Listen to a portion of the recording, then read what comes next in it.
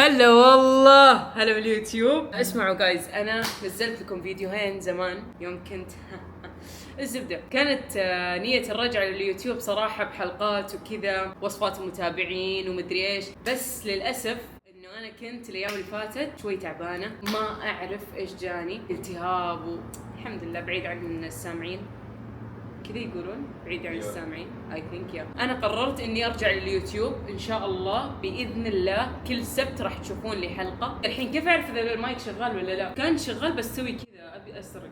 اوه تو يشتغل المايك ما كان يشتغل، تعرفون لسه ما اخذت على الوضع، يعني واحد يبغى له يتعلم وكذا. جهزت اغراضي. الفلوجات الجايه راح اسافر ل3 بلدان مختلفه. مشكلة لما الواحد يكون مو ماخذ على اليوتيوب، حرفيا انا لما اصور تيك توك قبل خلاص كلها كم جملة والسلام عليكم، الحين لازم اقعد اهذر شخصيتي الحقيقية. اليوم الاقلاع ان شاء الله الساعة 3 الفجر، راح اروح اسطنبول ترانزيت، وبعدين اشوفكم وين اشوفكم؟ احنا في شرق. طيب انا وسلطان واحمد ويوسف والهذا قصي يا جماعه، اللي مو بعارف مدير اعمالي، انا اللي دائما ورا الكاميرا والاسطوري. شكرا لك، وذا الحب ديالي سلطان حبيب القلب. المهم الاستاذ قصي، ايش هذا؟ تسافر من متى انت مسافر اجازه طويله صح؟ تقريبا شهر ونص. ايوه. فالحين نبغى نودع الاستاذ قصي. شكرا والله، يعني سوف نفتقدك عظيمه. اي والله كل شيء. لا ترى انا راجع ترى. خلاص مع السلامه. يلا سلطان، لو ما كنت تعرف يعني فلازم تعرف. ايوه. انه اختك رجعت لليوتيوب. سي هاي. المهم رجعت اليوتيوب ان شاء الله. كان ودي صراحه ابدا بمحتوى يعني معين، بس جت السفرات وقلت فلوجات سفر. والله صح. في 3 فلوجات. أيوة. كل واحد في مدينه، كل واحد في بلد. بإذن الله. ايوه كل بس واحد ايش المدن؟ ترقبوا انتم. ترقبوا ان شاء الله. الفيديوهات بتكون بإيديتي. ها بإيديتي يعني اديتاتي. انا الممنتج. هذا الممنتج الاسطوري. ابغاكم تدعموني باللايك والشير والسبسكرايب. ايوه ولازم اتعود على لايك شير والسبسكرايب. احنا في شرق الحين الساعه 11، لازم اخذ صديقتي ونتوجه على المطار، وحتوحشوني. ترقبوا الإيديت الاسطوري، هذا اللي شايفينه انتم كله شغل ايديني وحينة عيني. اسمعوا، في صندوق الوصف راح احط لكم حسابات سلطان، حسابات ريم، وحساباتي تيك توك وانستغرام وسناب شات. واضح اني مو متعود على اليوتيوب. تطور الوضع. الاستاذ يوسف حاب انه يجي على تشيكي تشيز. هاي يوسف، سي هاي. هلا والله. ليتس جو برو. هذا فرع تشيكي تشيز الراكة. ايش رايك نكلم تشيكي تشيز نقول لهم نسوي لكم اعلان، نضبطهم باعلان؟ صراحه زمان عنه حماس. تشيكي تشيز سي هاي للكاميرا. هاي. تسوين خلطة الليمون. ايوه انا اسوي خلطة الليمون. سوي لهم هاي. اسمعي راح اصير اصور يوتيوب، ايش رايك في الموضوع؟ حلو. باي. بما انه الوضع جابني الى تشيكي تشيز، فقررت اني اخذ لي سلطه. هذه السلطه ب35 اعبيها 3 مرات. حبدا الحين في السلطه على ما تخلص البيتزا. والصراحه يعني مو جوي مره العب العاب، بس يعني باكل لي شويه سلطه واحاول اني اخش معاهم بالجو، اشوف ايش في العاب هنا حماسيه. يلا نسوي السلطه. اول شيء راح احط لي خس. ايوه. ايش كمان؟ طماط. طيب بعدين ذره. شوف يا سلطان شو اسمه الخضار والفيجيتابلز. ايوه. بسم الله الرحمن الرحيم. هلا والله. هاي سي هاي سوي هاي.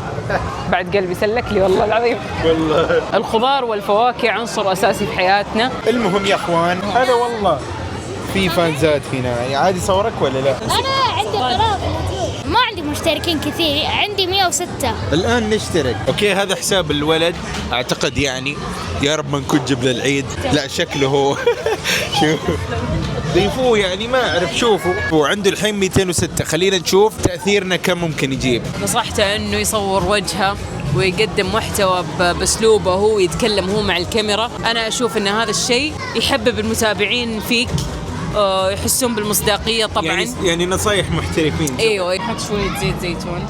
ليه ما في ليمون طيب؟ ما في ليمون هنا يا حبيبي. اي حد يجي من عندي كان يديله ديسكاونت 10%. يلا جاكم خصم 10% سريع. فرع الراكة تشيكي تشيز.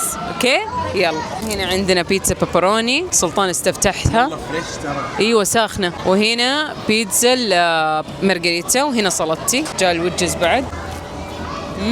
احلى شيء صار في حياتي انه انا نحفت. باذن الله اني راح احافظ على هذا الشيء. بعدين يورجولي وأبي كل أحد يشوفني ويعرفني يتحمس إنه ينزل وزنه، حتى لو شوي شوي شوي، حتى لو تدريجي، حتى لو بالطريقة. يعني أبيكم دائما تحاولون تبنون نفسكم من جميع الجهات، جسديا، نفسيا، عقليا، ماديا، كل شيء. أنت لما تبني نفسك شغلك راح يكون كويس، علاقتك بالناس راح تكون كويسة، علاقتك بشريكة حياتك ولا بشريك حياتك راح تكون كويسة. ابني نفسك عشان تنجح في كل مكان. تقييمي على السريع بس كذا لبيتزا تشاك تشيز لأنه من زمان ما أكلتها.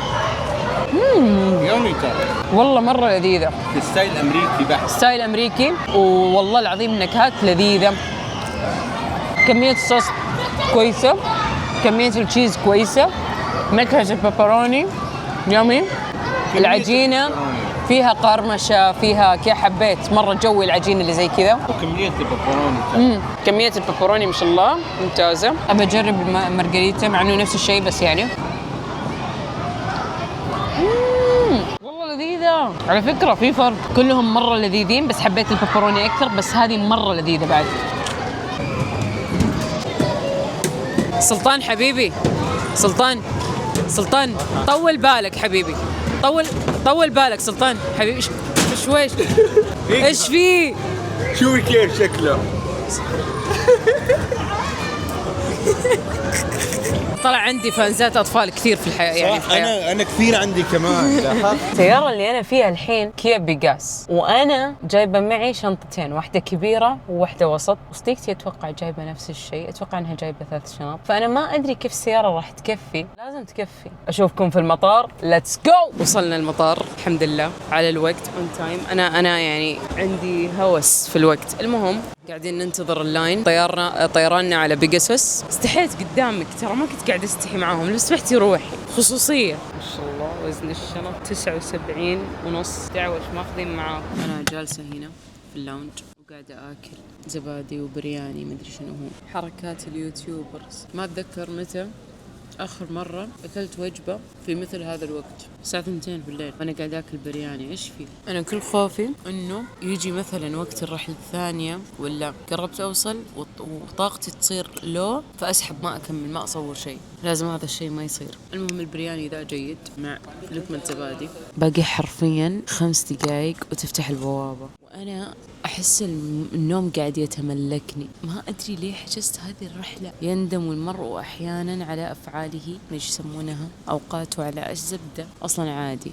أنا الحين بقوم وباخذ شنطتي ونتوجه للبوابة، وإن شاء الله أقدر أنام في الطيارة، لأنه إذا ما نمت مصيبة. أسوي لكم أبديت سريع. الحين الساعة 9، لازم نكون عند البوابة الساعة 12:25. كنت بالطيارة نومة خايسة من أكثر النومات خياسة في الحياة.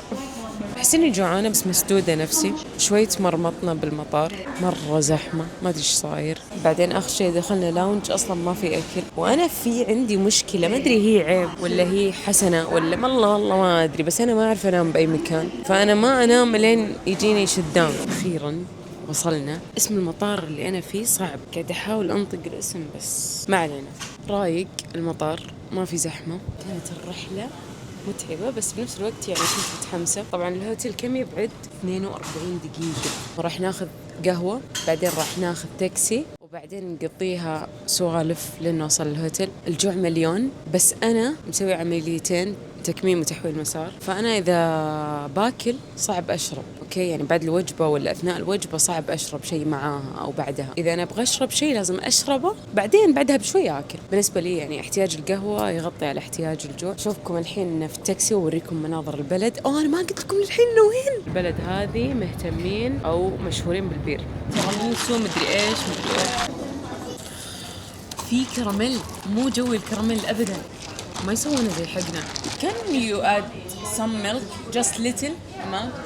هو حلو بس إنه يحتاج شوية حليب زيادة. ودي أتعرف على شخصية الناس، يعني هل هم لطيفين بزيادة، هل هم لا ناشفين، هل هم يعني أحس إني متحمسة أتعرف على حتى طابع البلد. قليلة حليب عادي، طلع اوت ميلك. في واحدة من صحباتنا سابقتنا اوريدي، وكل يوم قاعد تصور لنا راني مع توست وافوكادو ومدري ايش زبدة. احنا جوعانين صح؟ هذا هو المطار. المطار اللي طلعنا منه. والله الجو مرة حلو ما شاء الله، في أمطار خفيفة قاعد تصير. قررت إني ما أصير ثقيل الدم وأطول عليكم. إحنا وين؟ في براغ في جمهورية التشيك. هل براغ هي عاصمة التشيك؟ يس. إن شاء الله راح نقعد هنا تقريبا 3 أيام. بعد براغ إن شاء الله مسافرين على بلد ثانية، كل بلد فيهم راح أسوي لها فلوج. فالفلوج الأول إن شاء الله في التشيك في براغ.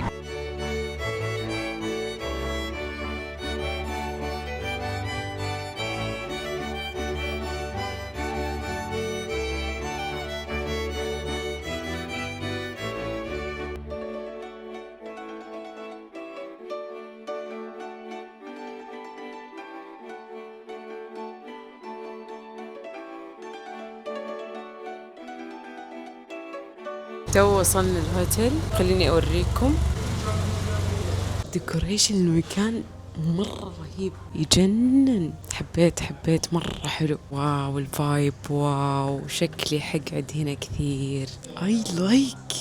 مرة I like. شوفوا الورد كيف يجنن. حبيت مرة. ما اقدر احكي لكم قد ايش عجبني، لدرجة اني سحبت على قاعد اسوي تشيكن ولا بيف. بقول لكم شيء ممكن يهم اغلبكم.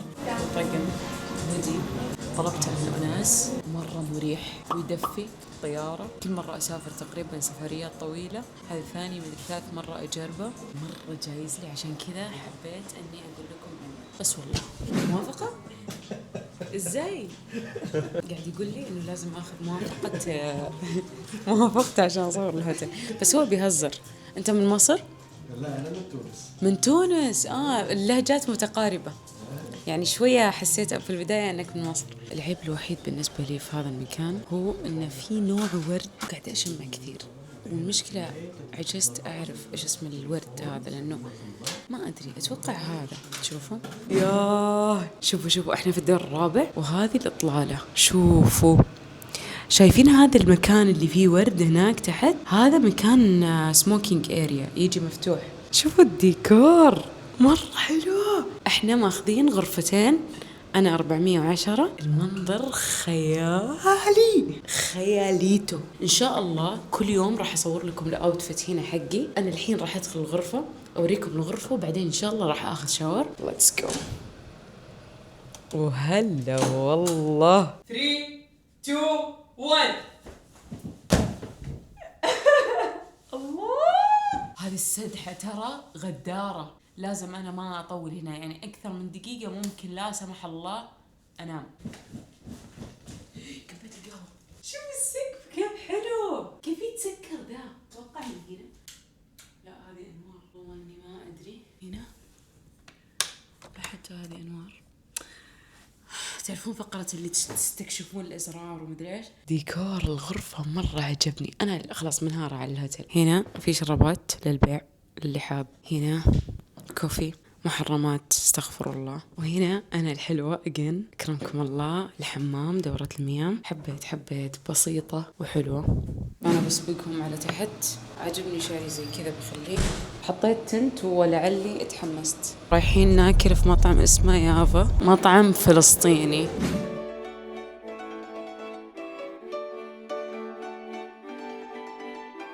وصل الأكل بس والله العظيم يعني خشينا على طول. دجاج مسحب، منسف، شيش طاووق، وهنا في فتوش بس راح. منسف يفوز لذيذ. كومبلمنتري شاي.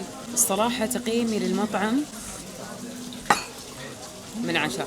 المنسف عجبني، وعلى فكرة بالمنسف مو مستخدمين جميد، مستخدمين لبن وكذا، ما أدري كيف مسوينه. الزبدة حلو. الله يهديها اللي نصحتنا نجرب المطعم هذا، لأنه المطعم يعني أكيد كان في مطاعم أحلى في براغ كلها، بس يلا إحنا مشينا لها، لأنه يعني تخيلوا إنها 3 مرة تجي بس نفس السفرة. أمزح. تعالوا بس ادفعوا الحساب أول. طولي بالك يا بنتي. ألو أنت خلاص والله أمزح. يعطيك العافية، شكرا لاختياراتك.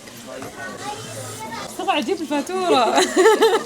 وين بنروح نحلي؟ أبي أحلي يا أخي. أنا هذه العادة ما أدري من وين جات في حياتي يا أخي. أنا بس لو أرجع ما أحلي أموري تصير طيبة. تبغى تشمني كيك؟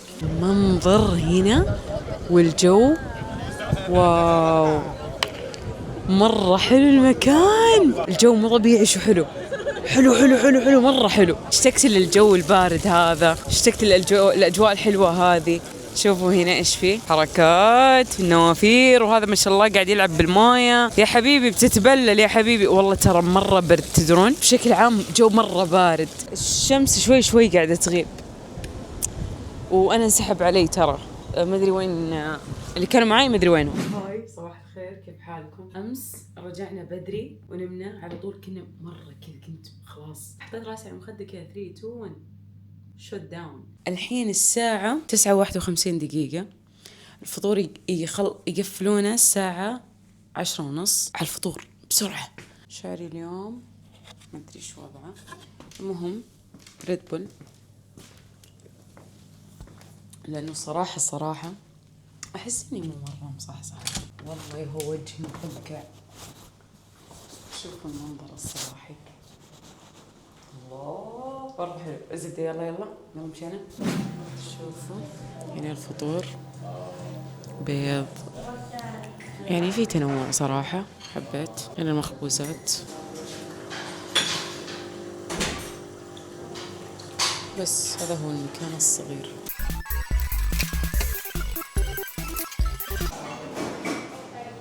يلا ليتس جو.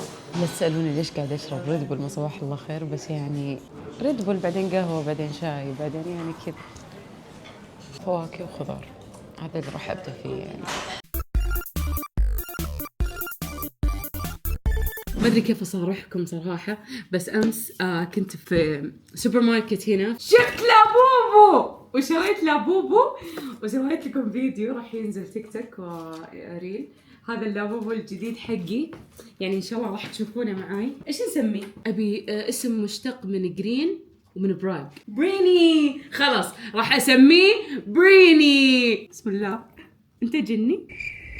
اعترف. أحس إني تافهة صراحة، بس عادي أنا تافهة خلاص. أنا كان صراحة عندي فضول وأشبعت فضولي. هذا أوتفيت اليوم، كيف حلو صح؟ والله أيلك. دقيقة خلينا نحط الكاميرا كذا عشان ايوه وي. اوتفيت اليوم الثاني، انا اعتبره صراحه اليوم الاول. ليش؟ لان امس انا اعتبر يوم سفر، يعني ما اعده، ما ادري وين بنروح صراحه. شوف يا اخي، شوفوا المنظر، شوفوا كيف يجنن. تونا نازلين من هنا الاليفيتر، شوفوا الممرات حقت الهوتل كيف مره حلو، منظر مره حلو والله. الديكوريشن حقه مرة عجبني. هنا الفطور الصباح كان، وهذه الجلسة هنا برا كمان حلوة مرة. الحين طالعين من الهوتيل أخيرا، نطلع. لسه قاعد أشرب في الريد بول حقي. شوفوا الأجواء كيف، أجواء لندنية براغية تشيكية. شوفوا السيارة الوردية، تتوقعون هذه سيارة بنت ولا سيارة واحد؟ اوه شوفوا هذه السيارة تجنن، جسر وقناة مائية ومدري ايش. ماني قادرة اشبع من المناظر الحلوة، المناظر مرة جميلة ما شاء الله. الخطة انه احنا رايحين نفطر، فطرنا بس نروح نفطر مرة ثانية. كيف لا تسألني. Da ist der Golem. Golem ist eine mystische Riese. Gilt der Juden, wenn schlimme Zeiten kommen. ما أعرف ليش قاعد يسوون كذا صراحة، بس واضح إنه في شيء. أشرح لهم بالإسباني. هذا هو المكان اللي جينا. خلال الفلوج هذا راح أعطيكم معلومات بسيطة أو معلومات يعني ممكن تعجبكم عن براغ. الحين براغ تلقب بمدينة الأبراج بسبب كثرة الأبراج التاريخية اللي موجودة فيها. دخلنا جوا والجو صراحة صار حار. شوف المنظر، حماس. الحين الوجهة يا جماعة الخير مكان أنا مرة متحمسة له، واللي هو فرع ستاربكس يطلع على براغ كلها. تاكسي وصلنا ورا شوي، بس لازم نمشي أتوقع دقيقة لين نوصل للفرع. حماس كيف كل يعني قاعدين نطلع فاهمين؟ العب يا المنظر، الناس كلها قاعدة تتصور هنا، حتى أنا بتصور. هذا هو الفرع، هذا هو. معقولة ليه فاضي؟ لحظة، كأنه الفرع مسكر ولا أنا يتهيألي ولا إيش، ولا تحت ولا إيش. خلنا ننزل ونكتشف بأنفسنا. أوكي هذا هو الفرع. حماس، أكوابهم هذه تعجبني مرة. هذا هو الفرع، طلع مو مسكر ولا شيء، بس هو هنا. حماس ناس يتجنن. هي الإطلالة مرة حلوة. زبدة يلا نطلب قهوة عشان نقعد نتقهوى في الجو الحلو هذا. هذا الكوب مرة يعجبني. هذا عندي منه أكثر من واحد أنا. هذا الكوب عندي حق لندن وكذا. دائما يحطون لكم شكل المدينة كذا، يعني شكلها، وبعدين يكتبون لكم اسم المدينة هنا. المهم هذا عندي يمكن منه 3 مدري 4. مرة حلو. طيب جايز، حابة أقول لكم معلومات سريعة كذا عن براغ. أول معلومة، لغتهم اللي يستخدمونها هي اسمها اللغة التشيكية، تمام؟ وكمان قاعد أقرأ عنها إنه براغ أبرز معالمها قلعة براغ. هذه نفس القلعة بس من بعيد. شوفوا كيف شكلها حلو. تعتبر أكبر قلعة قديمة في العالم، وكمان فيها جسر اسمه جسر تشارلز. هذا يربط بين ضفتي المدينة، عرفتوا؟ وفي الساعة الفلكية، وكمان المدينة القديمة والحي اليهودي. شلون يعني الحي اليهودي؟ ماني عارفة، بس أنا هذه المعلومات اللي قاعدة أقراها. ومكتوب إن هي تعتبر أرخص من باريس أو لندن، وتعتبر من أجمل مدن أوروبا وأكثرها زيارة. هذا المكتوب عنها. الحين أنا في شهر 7، اليوم تاريخ 12/7، ويعتبر الجو على بارد. يعني الأجواء بذا الشهر تعتبر أجواء باردة. أنا لابسة، تخيلوا 3 طبقات، يعني لابسة داخل ولابسة هذه ولابسة جاكيت، فيعتبر الجو نوعا ما يميل على البرودة، عرفتوا؟ الفايب حق المدينة مرة حلو صراحة، عجبتني. يعني بشكل عام هي مرة عجبتني. لهجتهم غريبة، ما قد مرت علي أحس أبداً. تعتبر هادية، يعني أحسها ما شفت جنون وعبط كثير. بشكل عام الجرائم فيها قليلة، قريت عنها قبل، بس انتبهوا من السرقات دائماً يعني. وبس والله جات قهوتي، خلينا نروح نتقهوى. يلا ليتس جو. خذوا لي صورة. منظر خرافي خرافي والله. الإطلالة رهيبة. طلبت كابتشينو شيء لذيذ. لما تطلبون من ستاربكس جربوه، في شوكولات داخل.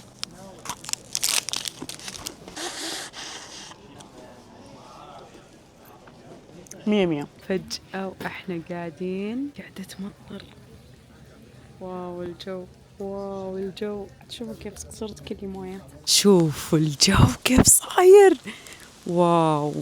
واو فجأة مطرت وإحنا قاعدين خلاص بندخل. شوفوا كيف شكلي. زبدة حماس أقسم بالله يجنن. المهم يلا لا تخرب الكاميرا.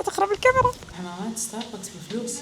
وانتهيك تبلبل شعري. شوفوا وين جينا نتغدى اليوم. دير ريستورانت، عنده لحم غزلان، قال لي عليه جيمي. طلبت أنا اوريدي أصلا. وين طلبي؟ والله ما في صورة لها. المهم خليني أوريكم المطعم من جوا. طبعا هذا القسم الناس تقعد تشرب هنا بير والعياذ بالله. هنا في عزف.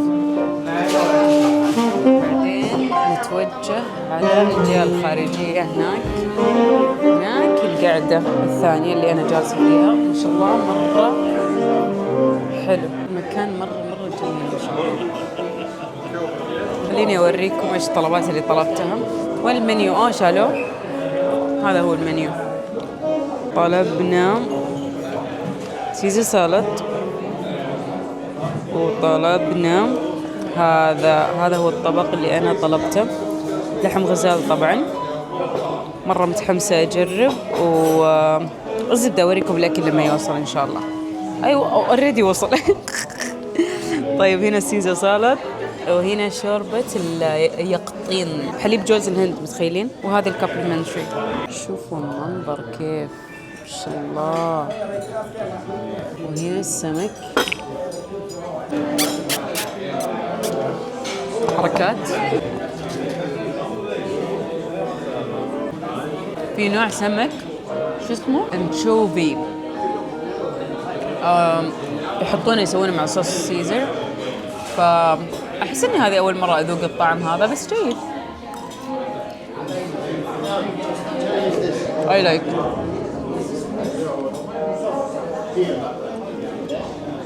بس صراحة أحس سلطة السيزر بدون أطيب، يعني بدون هذه النكهة. الأنشوبي. بجرب الحين الشوربة.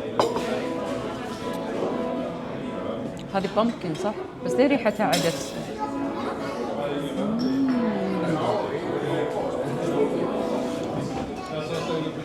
اوف لذيذة والله مرة لذيذة. مسوينها بحليب الكوكونات بس صراحة طعمها مو واضح ومرة لذيذة شوية سويت.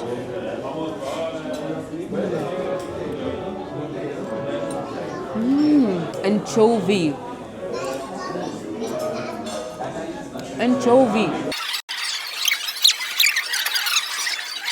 يا اخي الخس فيه مرارة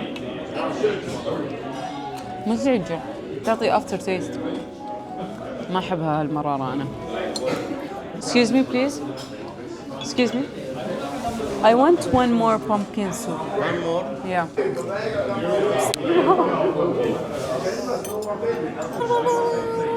يلا هذا اتصور بجنبه حرفيا ما يصير اكله. شكله مرة يحمس والريحة مرة تحمس.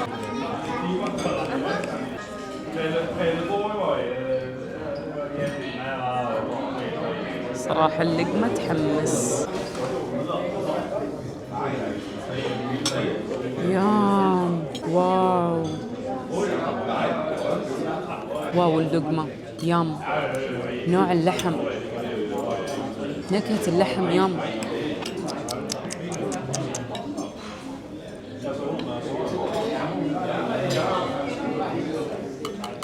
الصوص مو طبيعي. واو.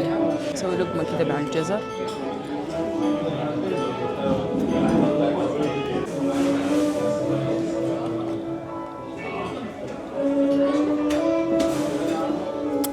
ماما ميا. صراحة تقييمي للمطعم 8 من 10 يستاهل. إذا جيتوا اطلبوا الطبق اللي أنا طلبته نسيت شو اسمه صراحة. دقيقة أشوف لكم إيش اسم الطبق. أحلى شيء إنه المنيوهات وراي فيعني بس أمد إيدي. والله اسمه صعب يا عمي. خلاص بحط لكم إياه مع الصورة. هذا هو. وجربوا شوربة اليقطين. يقطين جربوا شوربة اليقطين الزبدة والله صدق كانت حلوة بس لا تطلبون محرمات. وراي الساعة الفلكية اللي قلت لكم عنها. بعد تقريبا أقل من 8 دقايق راح ترن وما أدري أبغى أشوف إيش بيصير صراحة. مرضى يقولوا لي كنت قاعد أسألهم إيش يصير إذا رنت إيش مدري إيش. قالوا لي شوفي. وشيء ثاني يقولون يعني في مقولات تقول إن هذه الساعة بتبقى ترن وإن إذا في يوم من الأيام ما رنت أو في ساعة من الساعات ما رنت بتيجي لعنة على المدينة. يعني خرافات طبعا أنا ما أصدق أشياء زي كذا بس يعني يقال كذا. بشكل عام الساحة هذه زحمة مرة طيب ومرة حلوة. بس أغلب المحلات هنا اللي تبيع السوفينيرز والأشياء هذه يعني أوفر برايس بسبب إنه الساحة ذي مشهورة. أنا صراحة ما أعرف شو اسمها بس حلوة مرة. خليني أوريكم المباني كيف مرة حلوة ما شاء الله تبارك الله. حلوة. هنا الساعة بنوقف عندها. شوفوا أصلا الناس متجمعين أصلا قبل ما ترن ب5 دقائق. هي كل ساعة ترن طيب قبل لا ترن بكم دقيقة تلقون الناس يتجمعون هنا. كل أحد يتجمع واللي يصور واللي طالع. اسمها الساعة الفلكية مشهورة مرة في براغ. حماس. أصلا تلاقونها كثير في منها سوفينيرز وأشكال زي كذا يعني.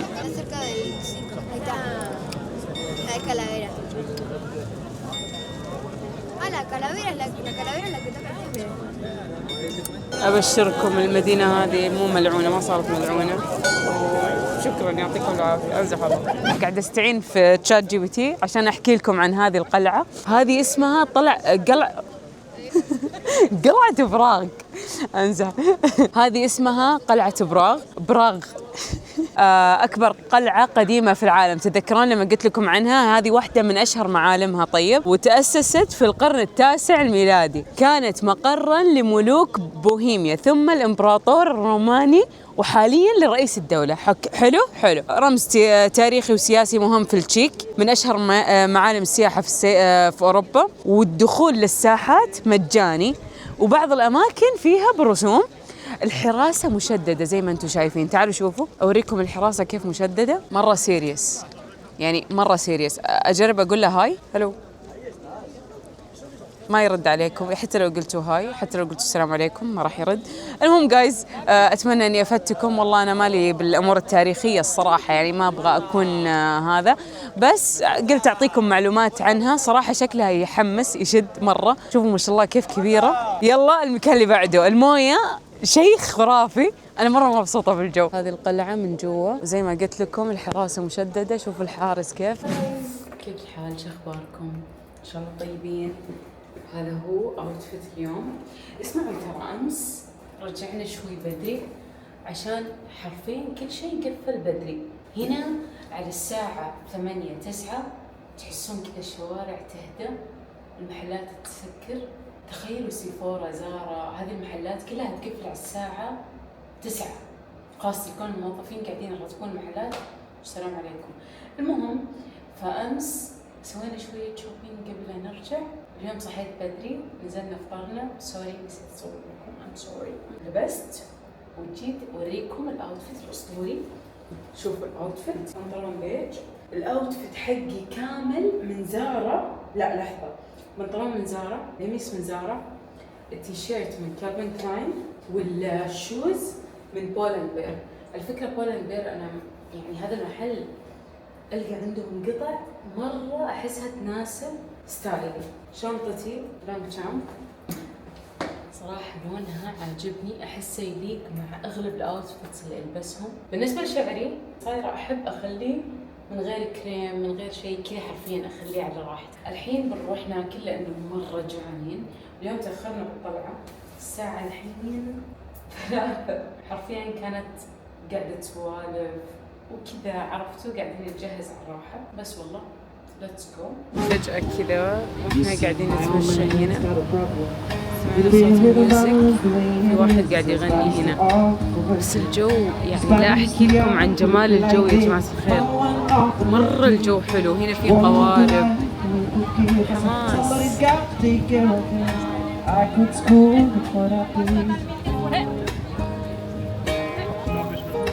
الأجواء مرة حلوة مرة.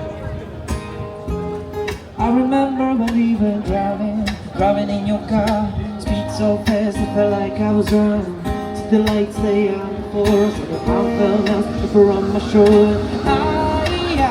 Had a feeling I could be someone. أحس إن الوضع معي قاعد يخرج عن السيطرة. ما أحس إني 100% قاعدة أتذكر الكاميرا وأصور كل شيء، بس أبي أصور يعني إنه أبغى كل ما أتذكر إنه أصور لكم في اليوتيوب أصور. المهم هاي أنا هنا في فود لوكر. طيب شريت لي شوز جديد. كنت بقول لكم إنه قبل شوي رحنا أكلنا في مطعم تركي، بس نسيت أشغل الكاميرا، نسيت أصور لكم. الزبدة المطعم كان اسمه منقل، يعني منقل. طلبنا من عنده مشويات وسلطة. المطعم كان جيد وحلال. اللي بروح براغ وقاعد يدور على مطاعم لذيذة كذا. بس ترى اوفرول أحس أكلهم مستحيل يجي ولا حتى يجي جنب أكلنا ولا ينافس أكلنا ولا حوله. صعوبة تلقون مطعم أكلهم لذيذ أو شيء زي كذا. الزبدة بوريكم الشوز حقي. ويت، دائما لما تسافرون لا تنسون تاخذون التاكس فري، لأنه في المطار تقدرون ترجعون سعر الفات اللي دفعتوها في المنتج. يعني مثلا الفات حق المدينة 15 ولا 10% ولا 500. أغلبكم يعرف لي السالفة صراحة، بس يعني للفائدة. كل ما تشترون أي شيء جمعوا الفواتير. فيكم؟ I just asked your friend. I know a lot of local places. اوكي. قاعد يقول انه هو بيقترح علي مطاعم حلوة هنا. المهم خذوا التاكس ريفاند، جمعوهم. حتى لو كانت الفواتير صغيرة، لما يتجمعون على بعض بالنهاية المبلغ ممكن يطلع كبير، عرفتوا. اول شيء خليني اوريكم الشوز من فوق كيف جنن، صح؟ اسمه 960 نيو بالانس. يا جماعة مريح بشكل مو طبيعي، وبالسفر مع المشي يعني خيالي. والله الشوز جامد مرة حلو. طيب خليني أقول لكم وأحكي لكم إيش الأبديت يا جماعة الخير. الأبديت إنه إحنا قاعدين نتمشى ونتسوق. حلو، بس أنا يا أخي ما أحب أشيل أشياء بيدي، مرة ما أحب. فإيش قاعدة أسوي؟ كل شوي أخذ لي سكوتر وأودي الأغراض وأرجع. هاي ثاني مرة أجي الهوتل عشان أنزل الأغراض. بس الزبدة وطبعا السكوتر احطه عند الباب، واحط الرايد بوز. طيب وبس، وارجع اكمل. شوفوا كيف السكوتر هنا واقفه. الحين نكمل. بحاول اثبتكم واصور، ان شاء الله تزبط معي. والله اني حاولت اثبت الكاميرا هنا بس مو راضيه تثبت، فخلاص بقفل الكاميرا وبروح اسوق بامان. يلا سلام عليكم. جينا لندت. شوفوا اول شيء لازم كيسة الشوكلتس، كيسة شوكلت مليانة لازم طبعا. ليش؟ لأنه عندهم أنواع شوكلت مرة كثير، بوريكم إياهم. الزبدة. وشوفوا الآيس كريم، عندهم آيس كريم، عندهم قهوة. شوفوا أي بلد تروحونها في الحياة ادخلوا جوجل ماب واكتبوا لندت عشان تشوفون البلد هذه فيها هذا المحل ولا لا. إذا لقيتوه روحوا له. ليش؟ روحوا له أنتوا بعدين تعرفون ليش. المهم آيس كريم جرب كذا لازم يصير عشان نستمتع بالشوكلت. الزبدة. تعالوا أوريكم النكهات. نكهات كثير، دارك، هيزل نت، هذا مثلا التيراميسو، كراميل، وايت. المحل مرة جميل، مرة حلو. والشوكلت هذا إدمان بالنسبة لي. الشوكلت ذا إدمان توب.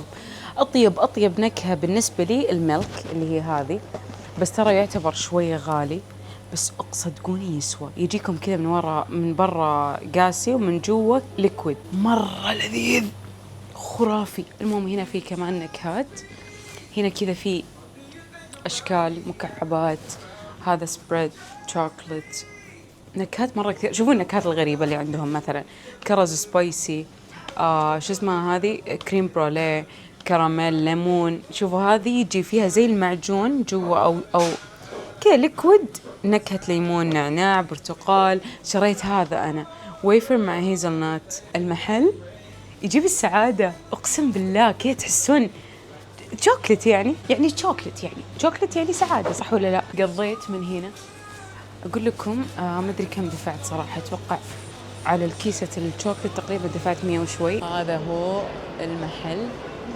لندت، اسمه لندت. أخباركم إن شاء الله طيبين. مدري اليوم الثالث أتوقع فبراير. أيوة هذا أوتفيت اليوم. هذا الشوز اللي أمس شريته، هذا من زارا، هذا نايكي، نيو بالانس. وساعتي ما غيرها اللي أحبها. طبعا لون السلف تان قاعد يروح عشان كذا يدي لونها زي كذا. كالعادة قاعدين نطلع بدون ما نخطط وين نروح. لو تلاحظون أنا بالسفرة ماني مركزة على الأكل كثير. في النهاية هي سفرة حلوة، حلو الواحد يشوف بلدان جديدة، حلو الواحد يكتشف أشياء جديدة في الحياة. أيوة صح، في شيء بقول لكم إياه. الحين في براغ أو بالوقت من هذا السنة تحديدا قاعدة أحس إنه يوميا في جو. أول يوم لبست ثقيل، ثاني يوم كنت قاعدة ألبس أخف، اليوم لبست تقريبا صيفي. ليش؟ لأنه كل يوم قاعدة أشيك على الوذر، قاعد يكون درجة حرارة مختلفة تماما. يعني اليوم درجة الحرارة 27. تخيلوا. إذا عجبكم الفلوج بليز لايك وسووا لي شير كمان.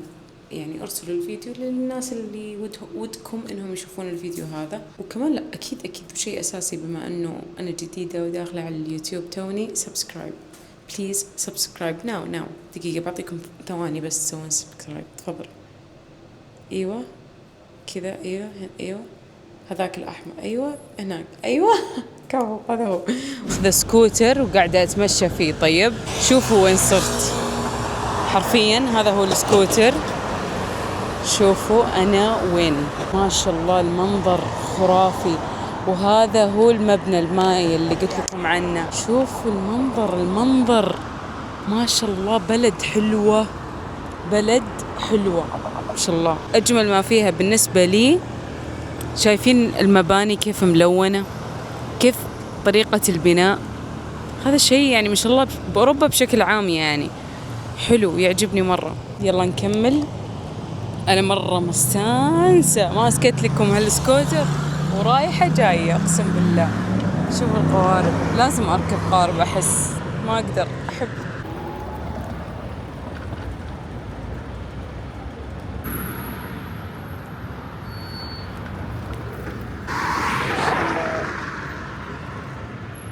خلاص صفيته هنا، خل ألبس النظارة.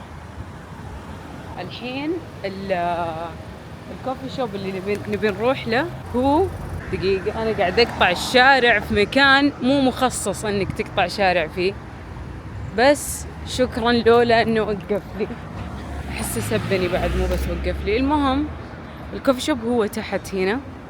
يا جماعة اليوم حر، أول يوم حرفيا يكون فيه الجو زي كذا هنا. أوكي شوفوا، خليني أوريكم وين الكوفي شوب. هذا هو هناك بعيد كذا، بوابته دائرية كبيرة.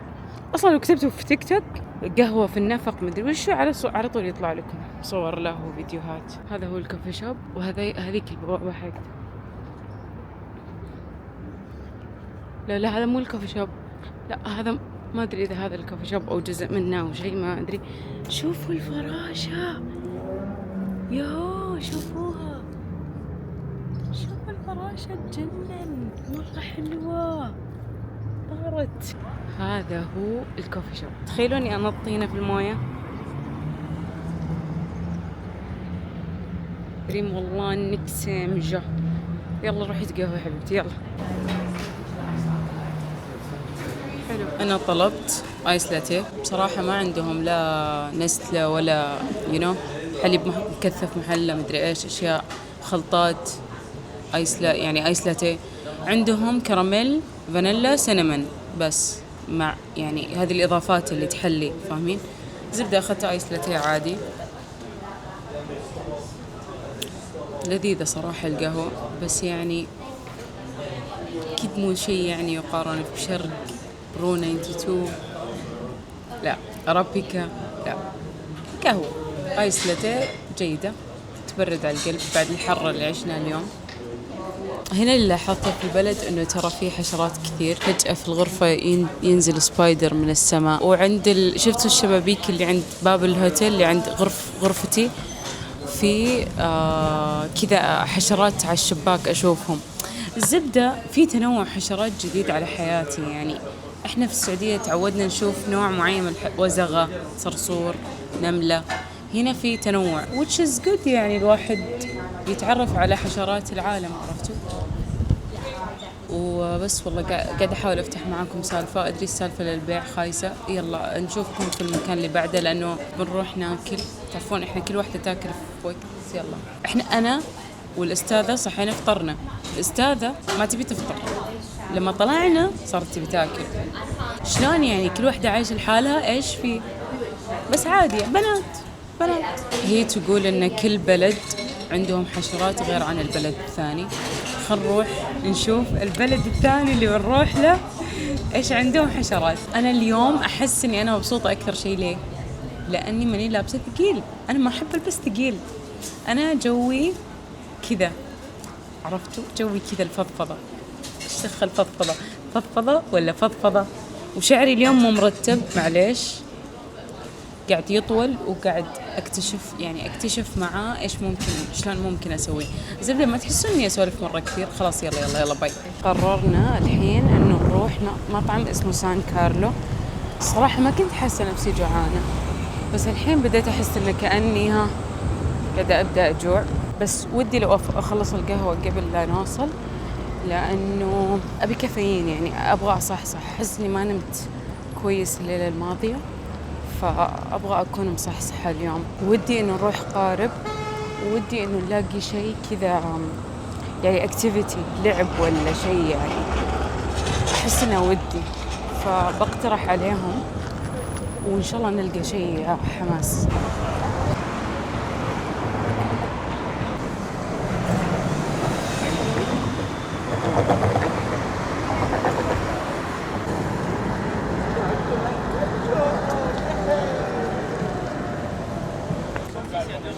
هذا واضح إنه ماخذ جرعة زائدة، الله يعينه.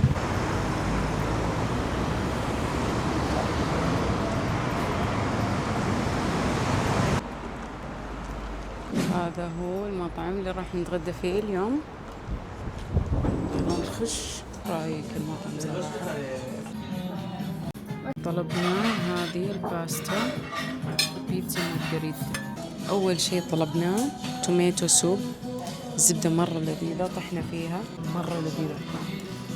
ماما ميا كنت قاعدة أقطع البيتزا وضبطت لقمة وتكلمت ووصفت وحطيت تشيلي فليكس وتشيلي أويل.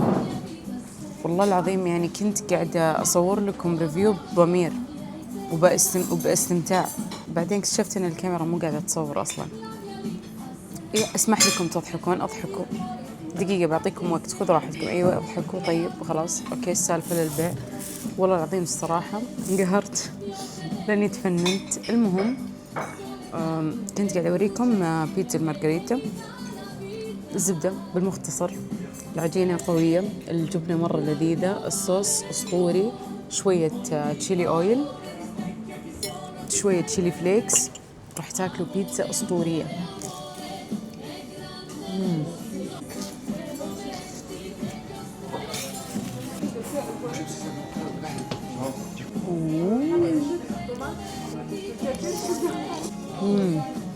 صدقوني الأكل هنا مرة لذيذ.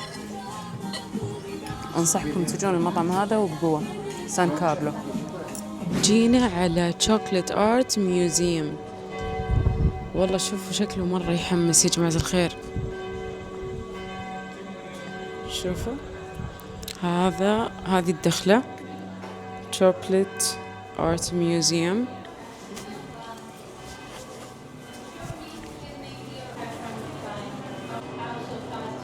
الزبدة جايز في الميوزيوم هذا تقدرون خليني أدفع. استخدمت بطاقة برق لأنه ما في فرق عملة. المهم يمديكم تتفرجون على الميوزيوم، طيب، ويمديكم تذوقون الشوكلت هنا أنواع معينة، ويمديكم تسوون الشوكلت كمان. هذه الأسعار حقت التيكتس. كانت تنتظرني، واضح إنها مو طايقتني. حرام ظلمتها. يقولون مرة مبتسمة وأعطيتني على جوبي.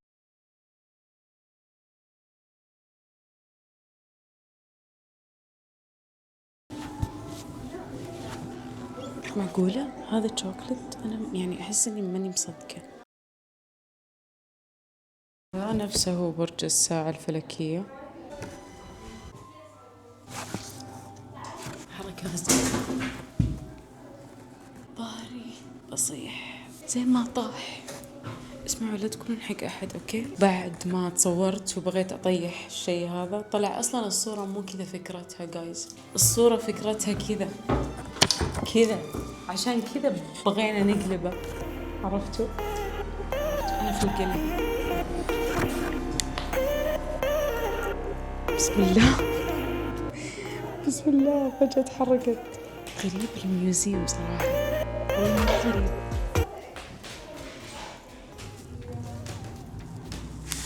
هذا يعني غلاف الشوكلت، يعني كأنه هذا غلاف الشوكلت، وبعدين هذا غلاف الخارجي. ايوه هذا يمثل الغلاف الخارجي، قال لك عرفت. اصلا شوفوا ملكة، وهذه مدري شو اسمها. هذا ورق شوكلت حرفيا، يعني هم مسوينه من ورق شوكلت. شايفين التفاصيل؟ وهنا ايش هذا؟ مالي خلق اقرا يا اخي، انا ما احب الميوزيومز، بس يلا.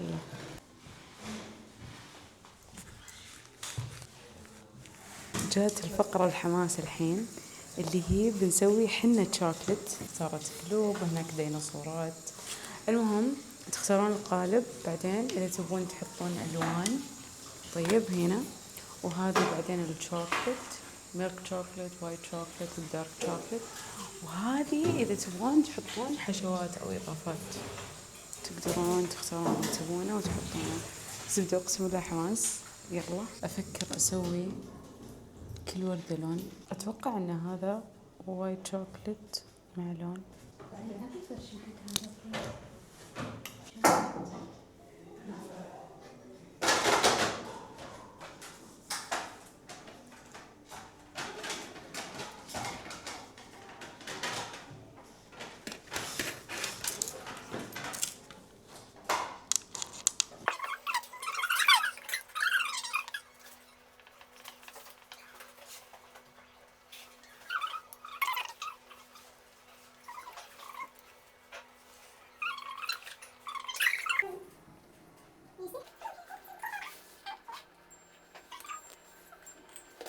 هذا هيزل نوت.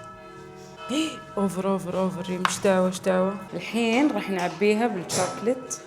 اول واحدة بحطها ميلك شوكلت اللي فيها آلموند، اللي فيها هيزل نوت. طيب الثانية اللي فيها آلموند بخليها نص ابيض ونص ميلك شوكلت. طيب كفي. وبحط ميلك شوكلت. حماس ترى والله. طيب آخر واحدة، مو آخر واحدة، في كثير لسه. بحط ميلك مع دارك، بجرب مع بعض. هذا ميلك وبحط نص دارك. ترى مرة حماس. شوفوا ودي أغوص والله يجنن. هنا دارك نسوي. طيب وإيش كمان؟ في واحدة أبغى أسويها نص ميلك وبحط داخلها آلموند. هذه كذا نص ميلك. ودقيقة هذولي إيش أحطهم؟ هذولي قلت ميلك عن الوايت. وهذه ماني عارفة إيش أحط. بحط فيها حبة لوز كاملة زي كذا. أيوة راح أقفل دي وراح أقفل دي والسلام عليكم. أدري الصينية كذا شكلها غريب بس يعني بعد ما خلصنا حطت الشوكولات هنا. الحين بنكمل وبعدين بنرجع لهم. هنا ندخل نجرب أنواع شوكولات. أنا جربتهم كلهم. هنا عندكم الوايت شوكولات. وايت شوكولات أول شيء، ميلك شوكولات، وهنا دارك شوكولات بس هذه دارك خفيف. بعدين بالتوت، هنا هيزل نات، برتقال، ليمون. الليمون هذا مرة عجبتني، برتقال ما حبيت. وهذا كان حليب فراولة حرفيا. وهذا دارك مرة يعني في مرارة صراحة، يعني تجربة حلوة حبيت. هذه هي اللي أنا سويتها. نشوفوا. رحنا مطعم ياباني. يا هو الأكل. أنا الحين جربت من عندهم الجيوزا انهرت. أوكي بس شوفوا كيف ترتيب الأطباق. بعدين المحل مرة يجنن. أجواء المكان حلوة ما شاء الله. زحمة. واو الجو مرة يجنن. المهم هذا هو اسم المطعم. نسيت شو اسمه. أويشي اسمه أويشي. هذه مامي.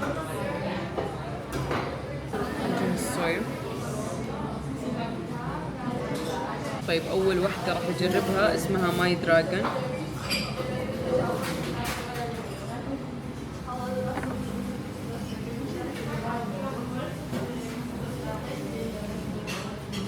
هذه اسمها سبايدر مان.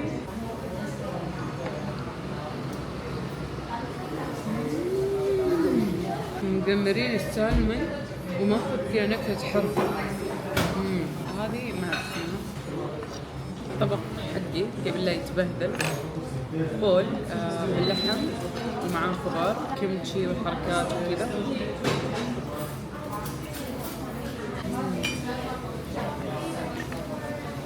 صراحة أنا مستمتعة جدا.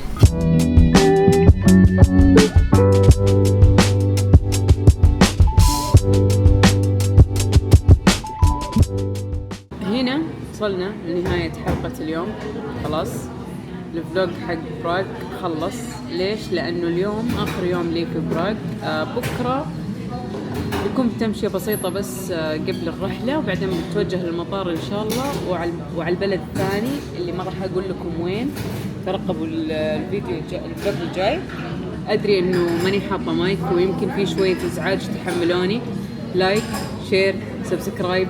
ما أحفظ يعني، ماني متعودة على نفسي وأنا قاعدة أقول لكم الكلام، بس الحين بصير يوتيوبر تعرفون يعني. فبليز إذا شفتوا الحلقة للنهاية وانبسطتوا فيها لايك يعني. طيب عشان عجبتكم الحلقة صح ولا لا؟ سبسكرايب تحت هناك. يلا بستناكم. اي تحت هناك. ايوه الاحمر هذا. ايوه شكرا. يلا سي يو باي.